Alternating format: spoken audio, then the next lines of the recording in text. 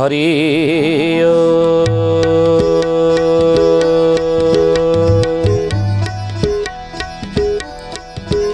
ओम भूर्भुवः स्वः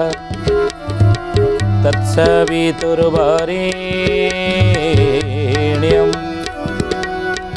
भर्गो देवस्य धीमहि धियो यो नः प्रचोदयात्।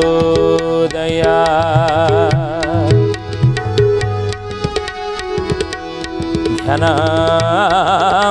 गुरुर्मूर्ति पूजामूलं गुरुर्पदं मंत्रमूलं गुरुर्वाक्यं मोक्षमूलं गुरुर्कृपा।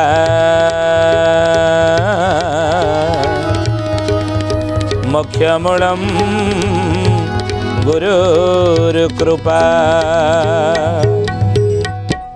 बोलिए महापुरुष अच्युतानंद जी की जय।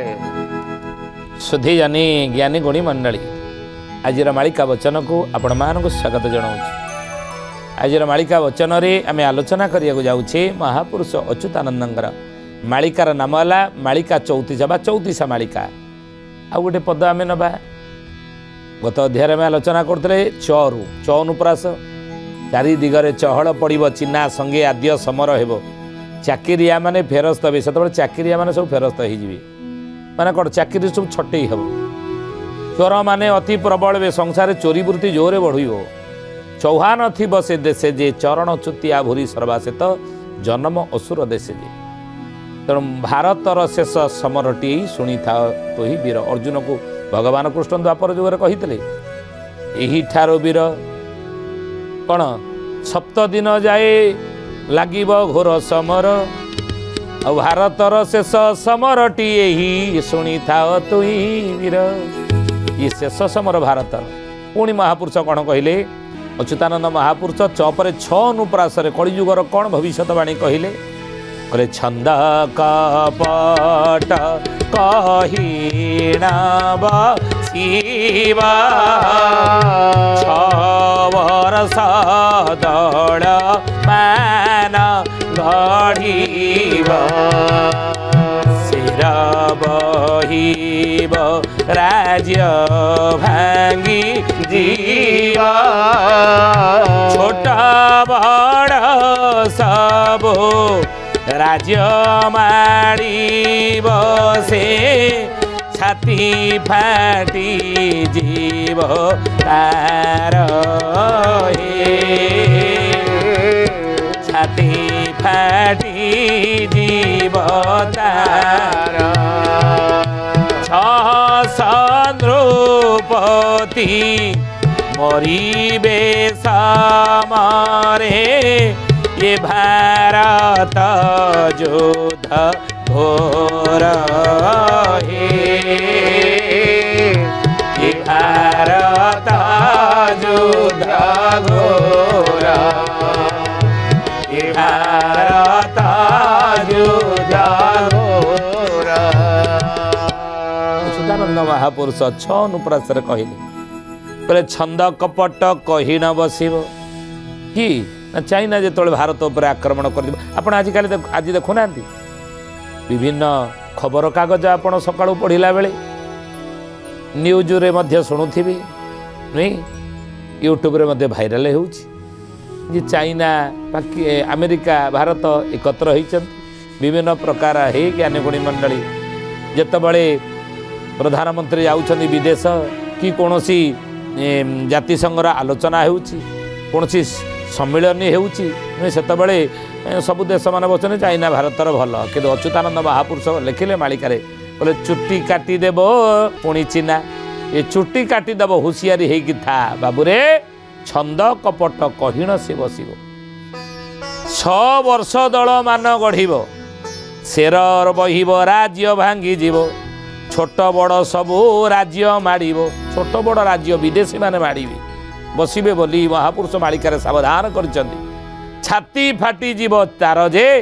600 नृपति मरिबे समरे ये भारत युद्ध घोर जे भारत युद्ध रे गोटी ओली महाभारत युद्ध ना हम ना महापुरुष लिखिं आ से भारत युद्ध 600 नृपति मरिबे कहीं महामुनि व्यासदेव लिखि ना भविष्य पुराण रे के जदाबा जायते पक्ष ए त्रयोदश दिनात्मका भवे लोक घोर क्षय मुंडमाला जुतामही महामुनि व्यासदेव भविष्य पुराण रे लिखिले कहले बाबू रे मीन राशि रे शनि थिला बेले 13 दिनिया पक्ष जदि सेतबेले पड़ीजीव ना जोग होईजीव युक्त होईजीव सेतबेले मने रख ए कथा 13 दिनिया पक्ष पढ़िले सेतबेले कौन हब ना मुंडमाला भवे लोक घोर क्षय भव कहले संसार रे ये पृथ्वी रे घोर लोकक्षय हब लोकक्षयटी कौ कौ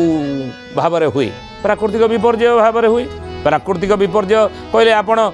भूमिकंप बोली भावत अनेक जगार ही भूमिकंप मान हो तुर्की रे हला भूमिकंप अनेक लोक पोक माछी भलिया माटी तले पोती होगी मले ना आखि जी शोचन आखि खोलिया पूर्व माटी तले नहीं अच्युतानंद यही कथा लिखिले बोले पाताले बासुकी टेकिब मुंडा 3 थर जे कंबीब ब्रह्मांड आउ 3 थर जे कंबीब ब्रह्मांड 3 थर जे कंबीब ब्रह्मांड रात्र रे शून्य शुभिब गर्जना अकस्मात रड़ी होइब पूर्ण अकस्मात रड़ी होइब पूर्ण से रड़ी शुणी मनुष्य मरिबे ठोकाए जे पुणी काल होइबे ठोकाए जे पुणी काल होइबे ठोकाए जे पुणी काल होइबे जाने ये मालिका पद्धतिर अर्थ कौन बोलिए महापुरुष अच्युतानंद जी की जय। सुधी जाने ज्ञानी गुणी मंडली आज मालिका वचन रे आम आलोचना करछे विषय कौन ना महापुरुष अच्युतानंदर मालिकार नाम है मालिका चौतीसा बा चौतीसा मालिकार कौ पद ना 6 अनुप्रासर आम आलोचना करुचे बोले स्थान स्थान भूमिकंप मान हम आ भूमिकंप मान ही धन जीवन अनेक नष्ट हम ये तो भूमिकंप किछि किछि जगार होउछि देखिए आगु को प्रबल मात्रा भूमिकंप हेबो आपण कहबे देश रे चारिआडे भूमिकंप होउछि आम ओडिशा कथा कहूना आम ओडिशावासी ओडिशा पंचसखा माने होउछन ओडिशार उत्कल रे जन्म होइतले ओडिशा माटी रे आ सी कौन जदि कहीचन अमुक जगार समुक जगार भूमिकंप मान सब हम आम ओडिशा लोकों बा ओडिशावासी भूमिकंपर भय अच्छी कि तेल कौ कौ जगार ओडिशार भूमिकंप हम से विषय टी मालिकार आपण कहूना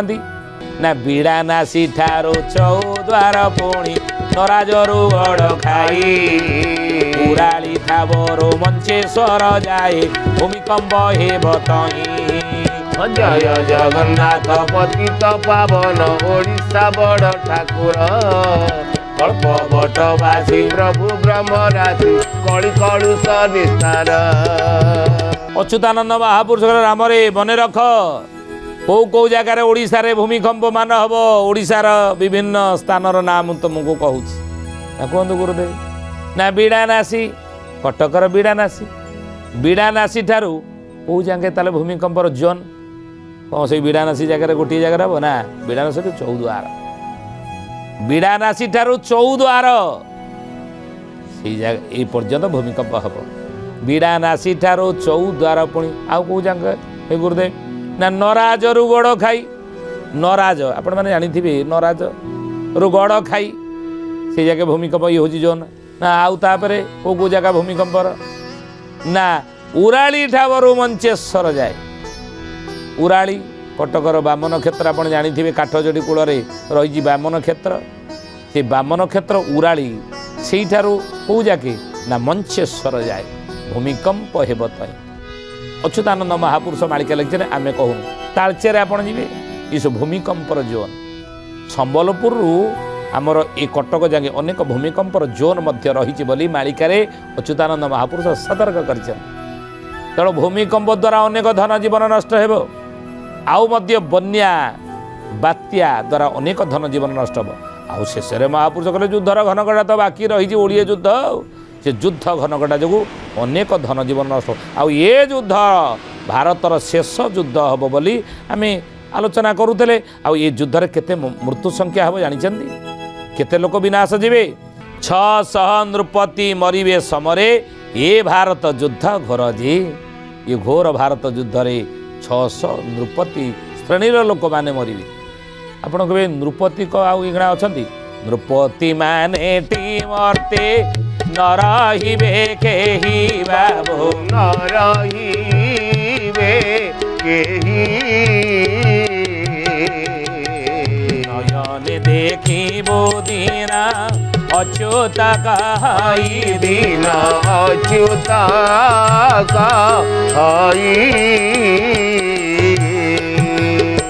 कहले नृपति मानेटी मरते न रहिबे केही मालिकारे महापुरुष लिखिछन केही नृपति माने कली जुगरे रहिबे नाही अर्थ राजतंत्र जीव बारंबार एक कथा कहूची राजतंत्र जीव आसीब कौन ना गणतंत्र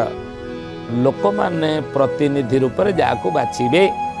आगुरु बाछु नथले आगु राजा शासन थिला राजा माने शासन करूले राजा पर पो राजा हे तापर ता पो राजा हे तापर ता पो राजा हे ये बड़ी वंशानुक्रमिक भाव में राजगादी आरोहण करुले राजकर पुत्र माने नुई ही ज्ञानी गुणी मंडल ता ना एना गणतंत्र लोक माने जाकू बाछिबे से राजा हम होउछन ना